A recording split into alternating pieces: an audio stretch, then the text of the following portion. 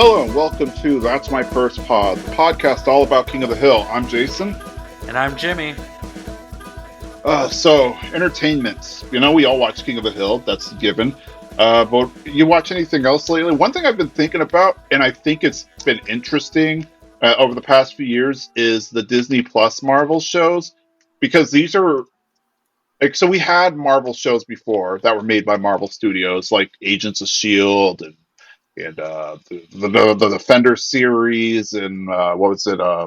Cloak and Dagger, the Runaways, the Inhumans, a few others, but they did not, except for maybe Agents of Shield, the first two seasons, they did not feel like they were at all connected to the MCU. These shows that are now on Disney Plus are canon to the MCU, and we see some of the same actors.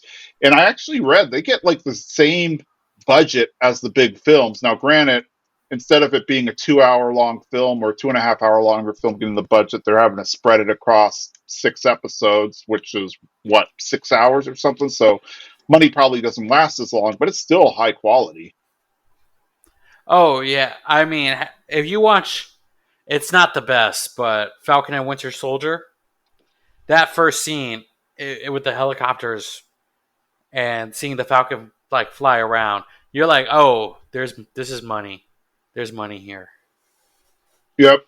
And the fact that the characters show up in the movies. That was one of my biggest complaints about the old Disney stuff or the old Marvel stuff that was on Netflix and Hulu and ABC and whatever, was that it was always one sided. Like, take, for example, Agents of S.H.I.E.L.D. When the first season was out, around that time is when Captain America and the Winter Soldier came out. And the story in Agents of S.H.I.E.L.D. was affected by that storyline, Hydra taking over and everything, Hydra secretly being in S.H.I.E.L.D. But however, that never carried back to the movies. Like, at no point in the movies did they mention Agent Coulson or Quake, or, well, I guess she wasn't Quake at that point in time, or Fitzsimmons or anything like that. You know, it, I would say the only exception to that rule probably now is us seeing Black Bolt in Doctor Strange and the Multiverse of Madness, albeit in an alternate universe, because it was the same actor that we saw in Inhumans. Maybe we could pretend that Inhumans took place in, what is it, the 838 universe or something. But yeah, that for the most part, we never really saw any of the characters from the TV shows show up in the movies. This is true. Yeah, none of the the older shows. Though I did lose my mind. If you watched Agents of Shield, um, I don't know if you remember this, but it was in season one during the Winter Soldier stuff. There's a scene where uh, Fitz makes a laser pointer thing, but he's like, this can cut through concrete, this can cut through anything. And it's the episode right before Winter Soldier. And then Winter Soldier airs, and then Nick Fury cuts himself out of his car into the sewer system. And then I was like, oh, that's Fitz's thing. And I really wish they Mm-hmm. would have been like, it would have shown him and be like, thanks, Fitz, or something like that. Because that's clearly Fitz designed that because he said it in the episode previously. So I was excited but a little upset because I really liked the first couple seasons of Agents of S.H.I.E.L.D. I did too. And also the second season casually mentioned stuff like, so the second season, like a good portion of the season or towards the latter part of the season, they're like Coulson has some secret mission that he's just not telling anybody about. And then it's revealed that he is actually was helping Nick Fury get the helicarrier together that we see at the end of um, what's it called, Age of Age of Ultron. Ultron? Yeah. However, like, Nick Fury never acknowledges that's where he got it. He just says, "Oh, I got it out of mothballs or whatever." Uh, but yeah, it never it's never actually mentioned in the film where he got it. And that's the whole thing of like, the TV show wants to be a part of it so bad. And the movies are like, we're okay. We don't need you. Yeah, the movies are like, we don't need it. It's we're doing just fine without you. Or in like Inhumans, that's a good example too, because that was originally supposed to be a film. Like that even had a release date and everything, and then they decided to make it a show. I have my own fan theories about that. Like I think we've talked about it before. My theory is that if you kind of look at the timelines, when Marvel first announced it, they weren't in any of the talks to buy X-Men or buy rather Fox Studios. Disney wasn't in the talks yet, or if they were, it was like super, super, super early. And with that acquisition would come, the Fox stuff. So like Fantastic Four and X-Men and whatnot. So I feel like Inhumans have always been kind of discount X-Men. And so Marvel is like, oh, well, we want to do X-Men, but we can't do X-Men because Fox has the rights to it. Let's do Inhumans. And so they did that. And then once they realized, oh, wait, Fox is going to be purchased soon. Oh, screw that. Let's go ahead and do X-Men then. But then they're like, but we already started casting people and filming. Let's turn it into a TV show. And then of course the TV show had like no budget because what is it? Medusa, whose her whole power is that she has like prehensile hair that she can control. And in the first episode, she shaved bald. So now it's like, oh yay, now we don't have to animate her hair anymore. I really think, oh man, I can't remember his name, and I used to know it all the time. I want to say Tim something. He was the Marvel TV producer, I know who you're talking about, I just can't remember. but I always heard the rumor that Kevin Feige hated him, and whatever he did, Kevin Feige would be like, "That can't be a part of the movies." So that's what I heard, and then so when he decided to throw Inhumans into Agents of Shield, Kevin Feige was like, "No more Inhumans movie," Huh. because it needed.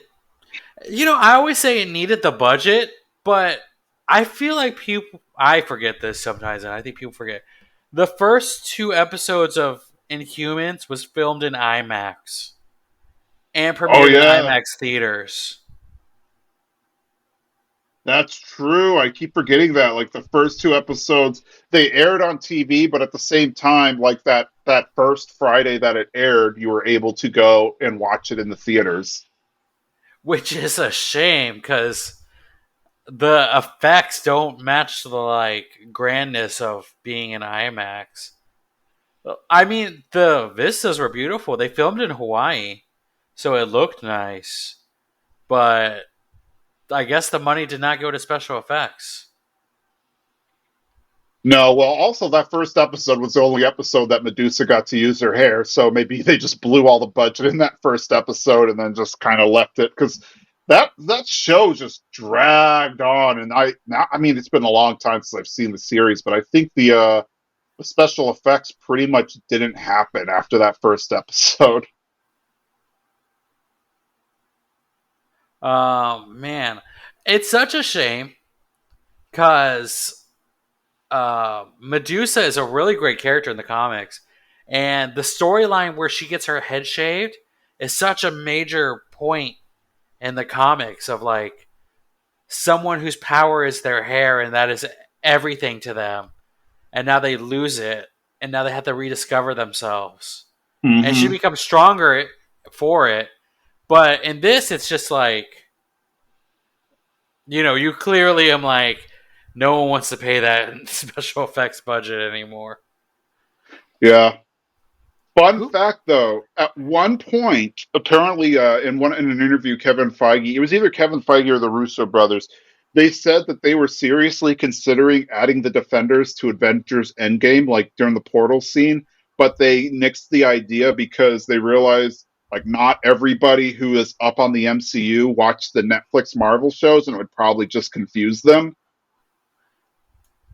I mean, I don't think there's anyone. Well, I mean, there are people, but I feel like a majority of us Marvel fans watch Daredevil and Jessica Jones and Luke Cage and skimmed Iron Fist. Yeah. That would have been fun, just seeing Iron Fist get owned by Thanos. Like I want everybody to win, but I would have been fine with him like trying to use his Iron Fist to beat Thanos, and then Thanos just smacks him.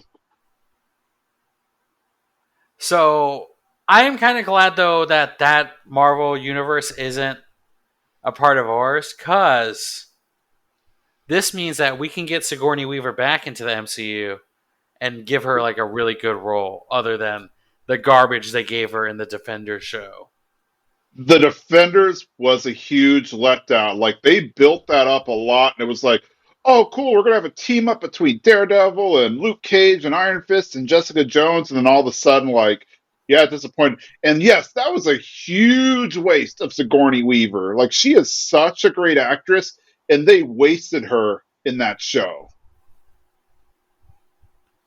And it feels like Sigourney Weaver would be down to like do some stuff, because she's done Yeah. stuff in other movies.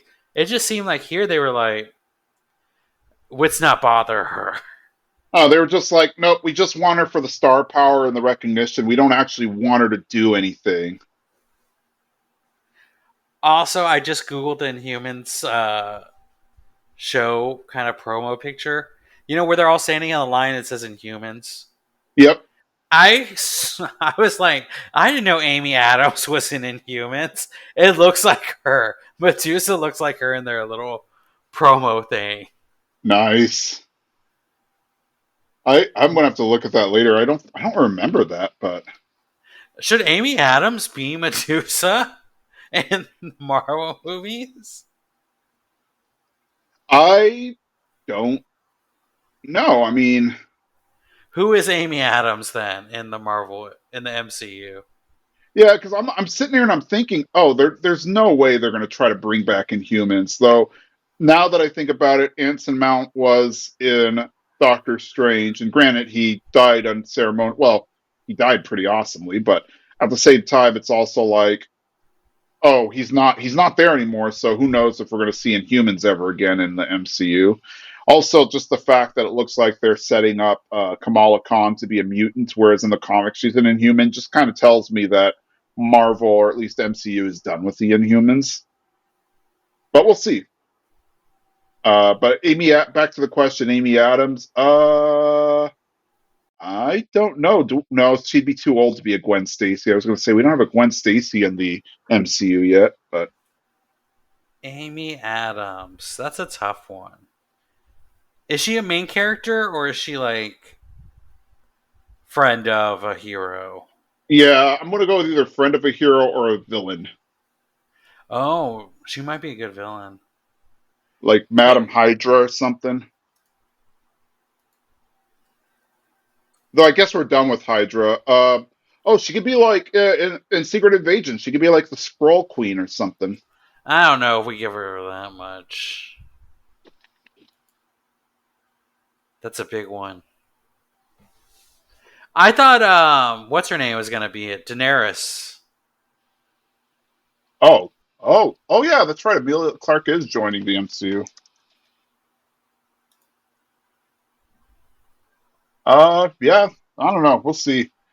My theory is at some point every actor is going to either be in a DC film or a Marvel film. Just at some point, that's going to be what's going to happen.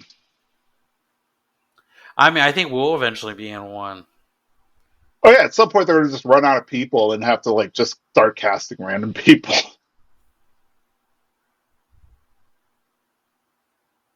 But they still need to figure out how to get Hank Hill into the MCU, which they did. There is already a backstory there. He appeared in a commercial with the Silver Surfer, so they just need to make it work. Now Disney owns Fox, so they can make it happen. This Hank would is make an true. You Iron have Man. shown me the commercial. Yep, there used to be a promo commercial way back in the day when it had to be the 90s. Silver Surfer was a short-lived cartoon. I think they only ever aired like 12 episodes of it, but it was a cartoon, and there's a crossover promotion, like a commercial where like Hank is there and the Silver Surfer shows up, and then Hank tries to convince the Silver Surfer for to like convert to using propane to power his board. And then like the commercial ends with the Silver Surfer, and there's like a propane tank Hank's attached to his board. So hey, it might be time to introduce him in the Fantastic Four. Yeah, He can be like the person installing propane into the Baxter building or something. possibly. Get Drew Carey to play him, who, ironically or interestingly enough, is in this episode. This episode is not in my backhoe, season 4, episode 8. So we're back to the old episodes. This one is a nice one because we get to see. I guess we get to see a little bit more of the Hank's dynamic or his relationship with his friends, particularly Bill, Boomhauer, and Dale, but I think we go more heavily into Bill and Dale. But then we also kind of get to see what it'd be like if Hank actually met a person who was exactly like him. So the episode starts off with like one car coming in one direction that has a backhoe on it, and then another car coming in the other direction and has a septic tank behind it, and they meet up at Bill's house. Hank is thrilled at the getting the backhoe because it's just a beaut, and they got the biggest septic tank they could find. Bill said they sold it one to a bowling alley in Austin. My head canon is they sold it to either Highland Lanes or That's Dart Bowl. That's my head canon. Um, they wanted to sell him a home unit, but Dale's like, they don't understand Bill. So we're in Bill's yard. Hank digs a hole.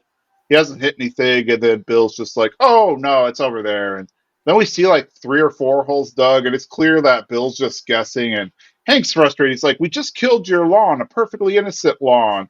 And then Bill's like, "Okay, smart guy, where's your septic tank?" And then Hank's like says exactly where it is. He's like 8 feet out, 6, 7 inches in from the side of the house, and side of the house. That's exactly where mine is. And then Bill puts down the mark, and Hank's like, you can't just blindly mark things. And Bill's like, the mark is in the ground. All of a sudden, Dale rounds the corner with the backhoe, but he clearly doesn't know how to drive it, and he winds up crashing into Bill's house and taking out some of the bricks. And Dale's like, Hank, you were right. It was dangerous to ride, but you were wrong in making me want to do it so badly. Hank's just frustrated and over it, and he's just like, I'm gonna go and buy an L pack. And Bill's like, can I come? I'll stay in the truck. And Hank's like, no. And Bill's like, he was right. I probably wouldn't have stayed in the truck. We go to Megalomart, which is the in-universe version of Walmart, and it's always fun showing Hank go to Megalomart because he always gets like the stereotypical dumb teenager who doesn't know like anything, and he just gets mad all the time, which is always fun. So he's asking the guy for an L pipe, and he's like, "Uh, this is an L pipe, but it's just a straight pipe." And he's like, no, that's a straight line. He's like, L's are straight. Ugh, maybe lowercase that. Okay, fine.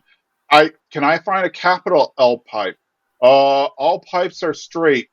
It's like, no, not all pipes are straight. Because if all pipes were straight, you wouldn't be selling those U pipe behind you. And he's like, these aren't pipes. And so Hank's just starting to yell at him, and then behind him, there's another guy yelling like, how can there not be multiple types of bilge There are multiple size holes. Did you ever think about that? And so Hank realizes, oh, this guy's like mad too, or whatever. Hank gets his L pipe. He heads out to the parking lot and he tries to get into his truck, and he realizes he can't get in. His key's not working. And then he notices right next to him, the guy from inside was trying to get into his truck, and he has literally the exact same truck, color, make, model, all that stuff. So they realize, oh, we just got screwed up, no biggie. So they walk back to their respective trucks, and they're like, oh, did you get the recall notice in '94? Yep.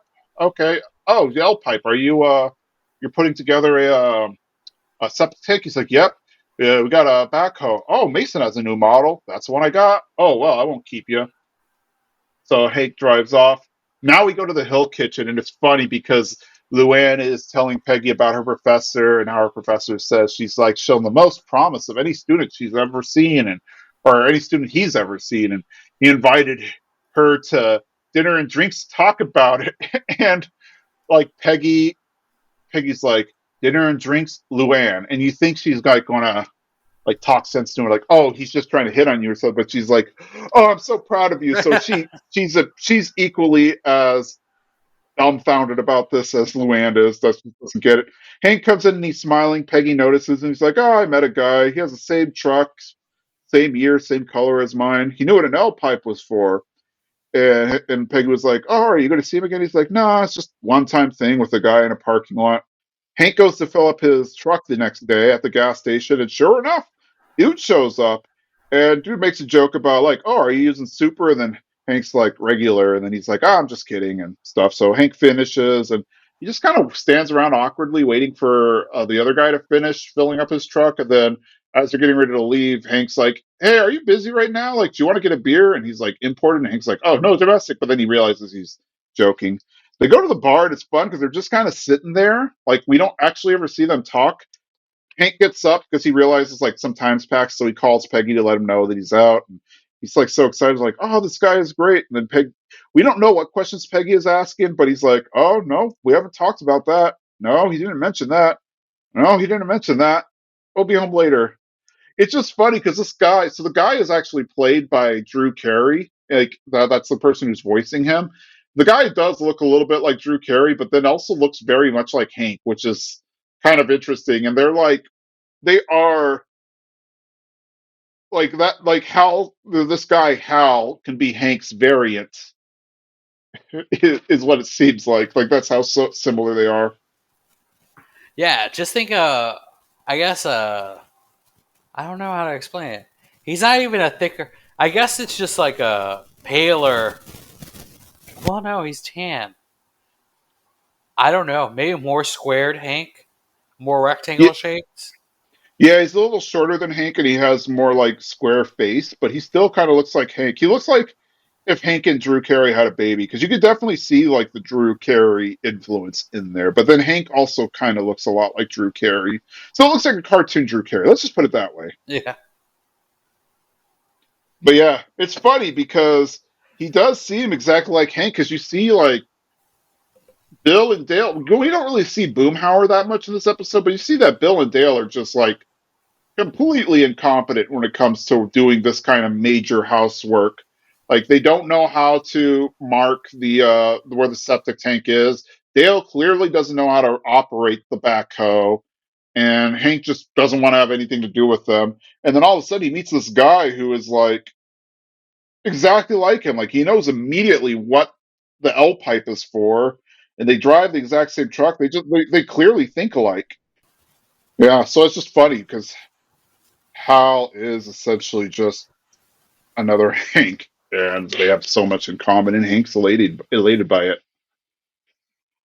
Also, like I don't know if I'd call it the B plot line or whatever, but I do like how dumb Peggy and Luann were about the professor asking Luann out for dinner and drinks. Oh yeah, but I mean, Peggy's fallen for a lot of silly things before. That's true. When That Peggy's is. smart, she's smart, but when she's not smart, uh, she's not smart. I guess. So, when she's got it, she's got it. But when she doesn't, she falls for anything.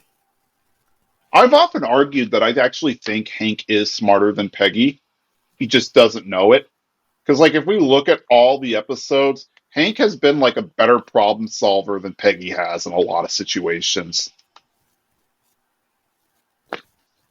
What But was that one thing that Hank told her? Like, I'm street smart and oh you're a yeah, book smart. But if we found a book or something like that, no, it was like you're book smart. So if we wanted to write a book about how you lost all of our money, hands down, you'd be the one to do it. But I have street smarts. yes.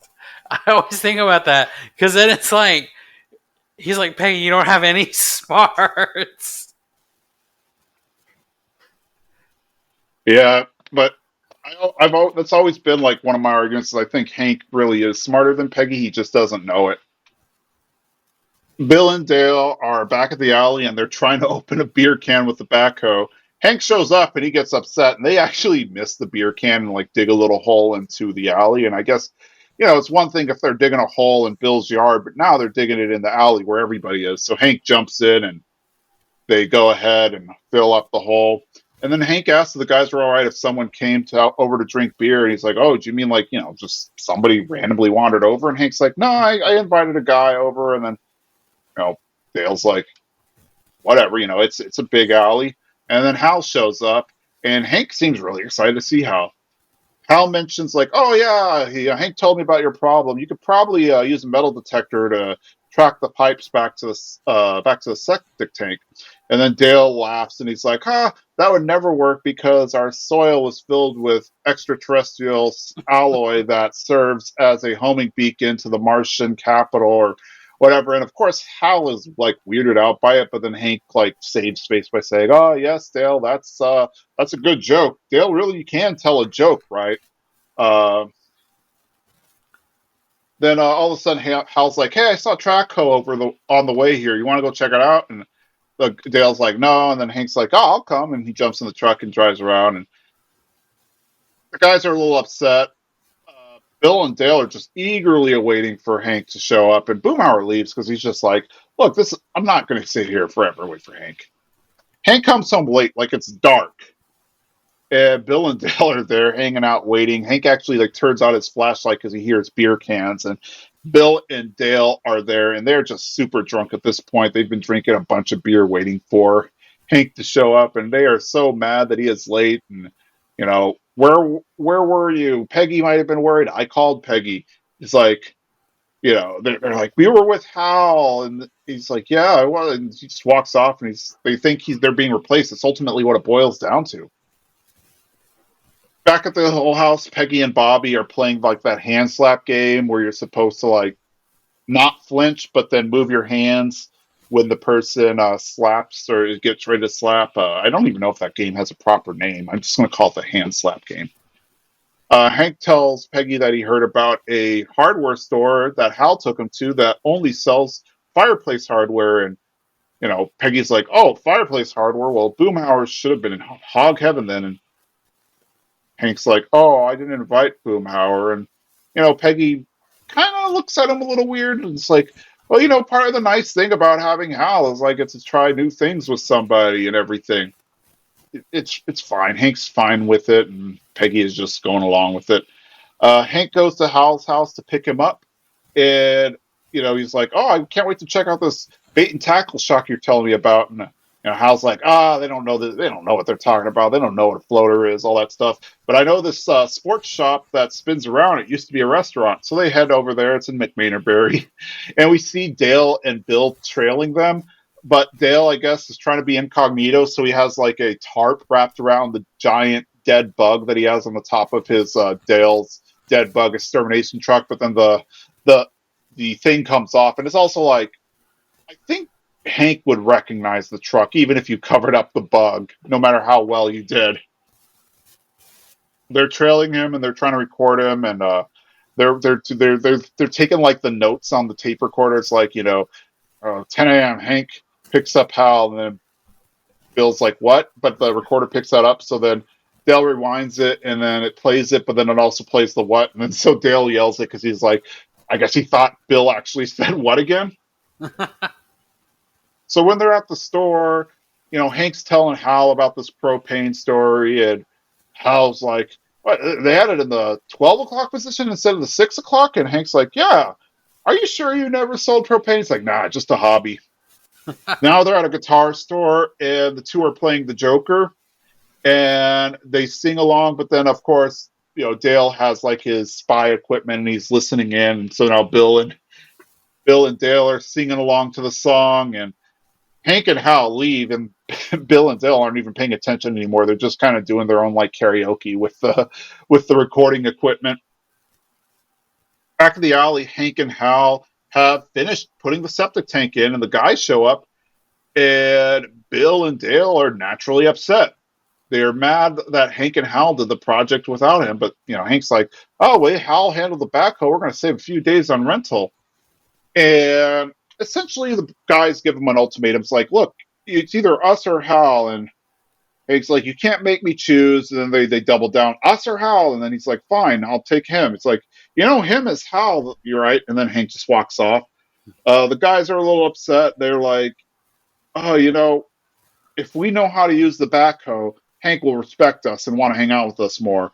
Oh, Bill is like, oh, I know an old abandoned army minefield. We can go there. And then Dale's like, yeah, but we'll never get past security. I know of an abandoned pet cemetery. So they go over there to practice. And it looks like they're getting a little better. And then they've dug a big hole. And Dale gets in and he's like, I bet you that I can pick that dandelion over there, bring it over here, blow it, and make a wish. And he tries to, and I guess he loses grounding and the backhoe falls into the hole and buries them a little bit. They try to use the bucket to maybe grab onto the tree branch and pull themselves up, but now they just pull the tree branch onto them, and so now they're just stuck in this hole. I don't know, but I I see where Hank's coming from because like that guy is just like him, but at the same time, like, wouldn't it be boring hanging out with yourself all the time? All the time, yes, but I feel like sometimes you just want like someone to agree with you, and then you could just like go on and do your own same thing. But it is, I don't know. It's sad that the two groups couldn't merge together. You could tell that like Hal does not like Bill and Dale. I honestly don't think Hank likes him that much. Like, I think he does, but I think in an alternate universe where they were never his friends in high school, Hank would probably never hang out with them. That's my theory, anyway. Mm, I don't know. Well, maybe they're forced to, but I feel like the four balance each other out really well. Uh huh. And like in the beginning of this episode, you could see that they all love the same things, kind of where I forgot who and who, but Hank is driving. Was it the backhoe? Paul? Yeah. Is that what it's called? Backhaul? Yeah, the backhoe. And then two others are driving the septic tank in, and then they meet in the middle and they're laughing about it. Like you could Yep. tell that like all of them really enjoy the same things. It's just everyone has their own different side hobbies, Yeah. and yeah, so I think Hank sometimes gets tired of Dale's ridiculousness and his antics. And then Bill is really, I don't want to say dumb, but he's easily manipulated. Like, so he can be pulled along by pretty much anybody who gives him attention. Like, it's clear that Dale, for whatever reason, has some kind of influence over Bill and will do whatever he says. So I think Hank gets tired of them. Boomhauer, for the most part, seems pretty, level-headed, as we see in most episodes. But he's also just not a man with words. So that's probably why Hank doesn't really spend time with him. Like, Boomhauer really doesn't have much of a place in this episode, to be honest. no, but you know, which is well, because I do think it's because Boomhauer is so just zen and kind of understands the situations going on. That if we had Boomhauer in here, he would kind of like calm everything down, and then we wouldn't have an episode. Yeah, that's true. But yeah, Boomhauer, I think in most every episode we've seen, tends to be the level-headed of the entire group.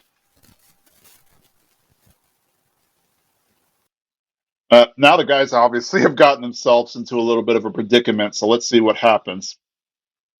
After the break, we see them in the hall, and Dale's like, "Oh, Bill, you're lucky because you're in the army, so you have a tracking device implanted into you." And Bill's like, if they find me, I'll tell them where you are, which is kind of weird because they're in the same spot. So if they find him, they're going to find Dale, but okay. And then Dale's just like, thank you. Hank asks Hal to get a beer, and he's like, oh, but you're 20 minutes away and the food will be ready in an hour. Okay, next time. And then Hank asks Bobby if he wants to do a shoe shine party, and Bobby's like, I'll get my kit. And then Peggy's like, now you know you don't want to sit here and watch Bobby shine shoes. Hey, why don't you go out and have a beer with the guys? And Hank's like, all right. Uh, Boomhauer's the only one who shows up, obviously. And, Hank and Boomhauer just have a conversation, but Boomhauer gets uncomfortable because Hank's talking too much. Like, Hank asks him a bunch of questions, like, how's life going? Any good dates? Boomhauer's like, oh, you're just like My mother always asks, when are you going to make me grandchildren? Make grandchildren. And he just walks away. We see at the pet cemetery, Dale is just like, as an exterminator, I have many enemies here, which it was a quick scene, but it was enjoyable. We see Hank and Hal, they're meeting at like either a rest stop or something like that. And just to show their character traits, they're like, okay, it took me 17 minutes to get here. It took me 18. Huh.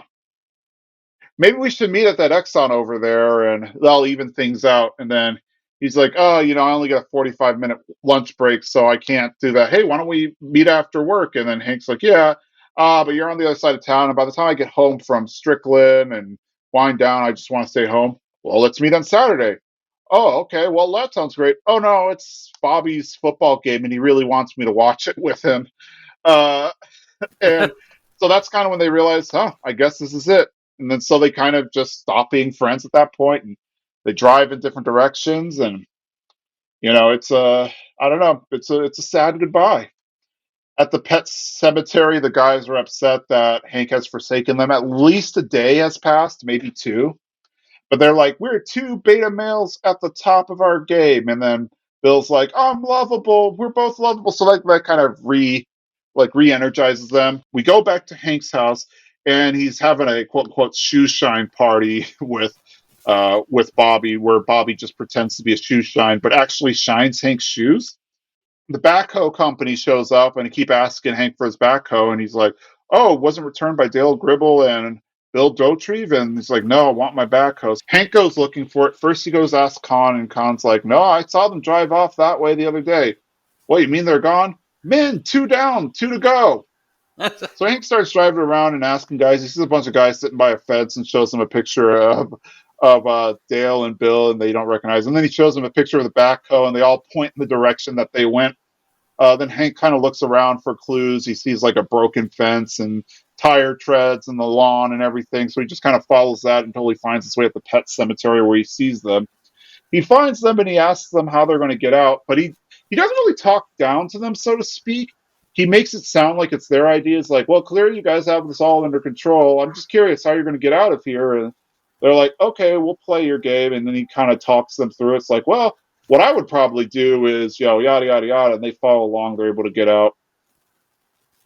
And, where's Hal? And Hank's like, oh, Hal's gone. And he's like, Hal's a lot of things, but there's one thing that you guys are that he's not, my neighbors. And so they kind of accept the apology and whatever. And episode ends. Yeah, so I don't know. I like the episode because we get some Bill and Dale and kind of get to see how jealous they get and how they try to behave. And also, of course, we get a lot of great Dale quips and great Bill quips. But I just really like how we get to see Hank finally find himself. And I like how they stop being friends over like the dumbest thing, like just because it's inconvenient to meet each other. Like I can't imagine Arlen is that large of a town. Like a 20-minute drive away isn't that big of a deal, I'd imagine, but who knows? I think their friendship just ran its course. They did everything that they could do. And also, like you were saying, there was like no spice in it. There was nothing ever new to either one of them. Yeah, I think that could be a good reason why Hank just kind of let it go. But it also kind of makes it sound like Hank's friendship with the guys is a friendship of convenience because he makes like, oh, you guys are my neighbors. So it's like super easy for him to just step outside and say hi to them or whatever, versus like, Hal, which is a guy he really connects with, is on the other side of town, so it's inconvenient. I do think at the end, though, he's like, you guys bring adventure to my life. In a Yeah, sense. When he says you're my neighbor, he's kind of like, you guys bring unexpectedness into my life. And I think that's sweet. But what I want to know is how many times does Hank do shoe shine parties with Bobby and listen to Bobby do this shoe shine character? that is a good question because clearly that's not the first time. Like, I mean, maybe the second time, who knows? But the way Hank was like, "Hey, you want to do a shoe shine party?" Clearly, Bobby's asked him before. Well, he says. I thought he said like we haven't done one in a while. Oh yeah, you're right. He does say that. So yeah, it's like something he regularly does. I never thought about that until you brought it up just now. I wonder how many times they've done a shoe shine party. And I feel like it's always Bobby bringing it up because then Peggy's like, you don't want you don't want to have Bobby shine your shoe or like sit there and watch Bobby shine your shoes. That's true, because if she did, she wouldn't have said that. Like she would have been like, "Oh yeah, this is just like a normal thing Hank does and loves doing with Bobby or whatever." But that's not the indication we get. Watching this episode again just really makes me feel like, does Bobby? I know this is like totally the smallest part of the episode, Bobby being a shoe shine boy, but I wonder if Bobby has all these other characters he does that Hank and Peggy just like play along with because sometimes they're productive. Like this one's a shoe shiner. So he's like, every now and then I need my shoe shine. So we let Bobby do this character. I wonder if Bobby has other characters he does and props in his closet that they're like, I okay, it's this time. I fully believe he does, because like a big thing about him is that he is a huge, what's the word I'm looking for? He's like a huge like improv prop comedy guy. So I guarantee you he's like got a bunch of different characters that he has, and Shoe Shine Boy is just one of them. I just love that this is a character that Hank indulges in from time to That's true. time. That's true, because he almost certainly has other characters, but this one Hank's like, oh, I'm all right with it. I'm all right with seeing Shoe Shine Boy. Maybe Yeah, it's because Hank actually gets something out of it. Like he's like, okay, Bobby's going to be weird for a bit, but hey, at least I get my shoe shined. I love it too. And he's like, how's the stock market going? It's like, what is it? I don't know. Now I don't really know like the 50s or 1930s, like old timey's. Like, how's the stocks doing, sir? I really wish Hank would have like thrown like a quarter his way or something like that at the end. Yeah, that would have been funny if he did that, or excuse me, if he at least played along. That would have been funny if he was like, "Oh, this my stop, the market's doing all right for me," or something like that. If he like took on like a 1920s, 1930s like voice or whatever. I don't know. He must, right? If they do this often, Yeah, so he must be. Man, this is a whole like thing I want to see. this is its own episode. We do need to see it. But I do love all the other stuff. I like Dale and Bill getting jealous of Hal. I love Hal and Hank being so similar that they know they can't be together. Uh huh. Though I do wonder, like, what if Hal just lived like 3 streets over or something? Now, granted, I'd also wonder like how Hank would have never met Hal if he lived 3 streets over. But Oh like, yeah, what if Hal like, or he lived in like the next neighborhood or something? Like, yeah, I wonder if they would have wound up getting to know each other or staying friends. I don't know, but oh man, another one of my favorite parts before we like end it is when Hank is looking for Bill and Dale, and he kind of passes these college kids, and he shows them a picture of Bill and Dale, and they're like, "We haven't seen him." And then he shows them a picture of the backhoe, and they're like, "It went that way." Yep. Hey, Hank talked to the right people. They're all like, "Oh yeah, we're construction guys or whatever. We know a Mason backhoe when we see it." But But this yeah, is when he shows them, Dale. yeah, when he shows them the two people, they're like, "Those I do not know who those people are." Those I feel like Bill and Dale are very recognizable people. Yeah. Also, it's a small town. Like I don't think we ever actually get. Maybe we do. I don't think we ever actually get a head count of how many people live in Ireland. But it's not a zero number. It's probably, I don't know, 30,000 or something. There's a chance everybody kind of maybe not everybody knows everybody, but everybody at least has an idea of who people are. Yeah. Well, I mean, they rarely are running into new people, That's true. and because I remember one episode when there are a new family moves in, because Peggy becomes like the like town greeter or whatever, the city greeter. Yeah. Oh yeah, yeah. She was like the welcome wagon person or something. I forget what the term was, Yeah, but like anytime a new family moves in, she brings them a basket or whatever. yeah. That was like when Hank does the Cub Scout thing. Yes, I remember that one. But yeah, I'm really. But this is a great reason, like, why we never see Hal again. Hank and Hal just were like, we're done, and they kind of move away from each other, and that's why we never see Hal. Though it would be fun. Like, I don't know if you watch Seinfeld or not, but it would be fun to have another episode of King of the Hill, like the last episode of Seinfeld, where they just brought back all the one-off characters. That would be great. They think they didn't they do that. I think I felt like in like the original last episode. So there was an original last episode. I think the last episode of season 11 maybe, because the crew thought that that was actually going to be the last episode of King of the Hill, but then all of a sudden Fox decided to renew it, and so they got two more seasons. But in that episode you actually do see, I don't know if you see Hal, but you see in the wedding party like a bunch of people from prior episodes. Oh, nice. Wait, is this Luann and Lucky's wedding? Yeah, yeah. Okay, I might have to go back and see that scene.